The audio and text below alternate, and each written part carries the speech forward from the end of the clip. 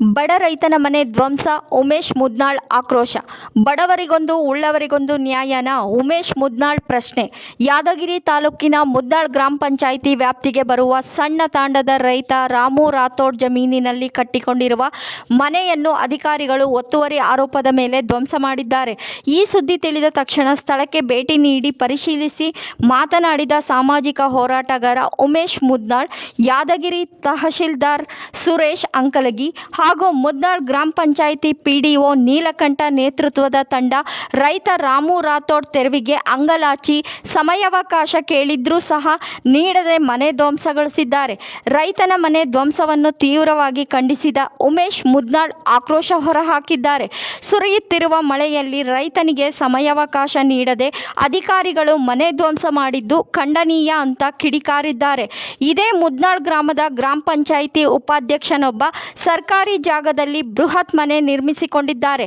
ಮನೆ ನಿರ್ಮಾಣ ಹಂತದಲ್ಲಿರುವಾಗಲೇ ಸಾಮಾಜಿಕ ಹೋರಾಟಗಾರ ದೂರು ನೀಡಿದ್ರೂ ಸಹ ಅಧಿಕಾರಿಗಳು ಯಾವುದೇ ಕ್ರಮ ಕೈಗೊಳ್ಳದೆ ಗ್ರಾಮ ಪಂಚಾಯಿತಿ ಉಪಾಧ್ಯಕ್ಷನಿಗೆ ಶಾಮೀಲಾಗಿ ಉಪಾಧ್ಯಕ್ಷ ಯಾವುದೇ ನೋಟಿಸ್ ನೀಡದೆ ಗ್ರಾಮ ಪಂಚಾಯತ್ ಪಿಡಿಒ, ತಾಲೂಕ್ ಪಂಚಾಯಿತಿ ಇಒ ಬಸವರಾಜ್ ಶೆರ್ಬೈ ಮನೆ ಕಟ್ಟಡ ಮುಗಿಯುವವರೆಗೂ ಬೆಂಗಾವಲಾಗಿ ನಿಂತಿದ್ರು. ಆದ್ರೆ ಸುಮಾರು 10 ವರ್ಷಗಳ ಹಿಂದೆ ಬಡ ರೈತ ನಿರ್ಮಿಸಿಕೊಂಡಿರುವ ಮನೆ ಧ್ವಂಸ ಮಾಡಿರೋದು ಎಷ್ಟು ಸರಿ ಅಂತ ಪ್ರಶ್ನಿಸಿದ್ರು. ಈ ನೆಲದ ಕಾನೂನು ಎಲ್ಲರಿಗೂ ಒಂದೇ, ಇದೇ ಉಳ್ಳವರಿಗೊಂದು ಬಡವರಿಗೊಂದು ನ್ಯಾಯ ಅಂತಿಲ್ಲ.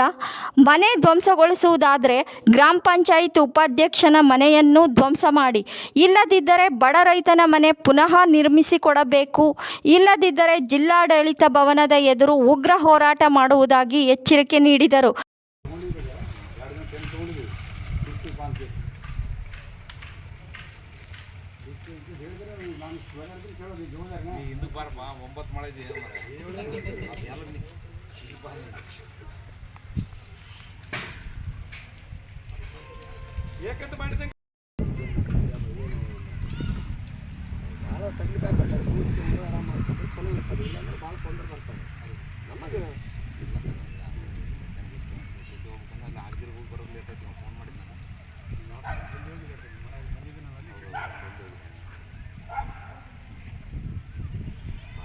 ಈ ಸಂದರ್ಭದಲ್ಲಿ ಚಂದ್ರು, ರಾಮು, ರಾಜು, ಶಂಕರ್, ಜಯರಾಮ್, ಅಶೋಕ್, ಗೋವಿಂದ, ಮೋಹನ್, ಕಿಶನ್, ಕಮಲಾಬಾಯಿ, ಸಖೀಬಾಯಿ, ಜ್ಯೋತಿಬಾಯಿ, ಅಂಜುಬಾಯಿ ಸೇರಿದಂತೆ ಹಲವರು ಉಪಸ್ಥಿತರಿದ್ದರು.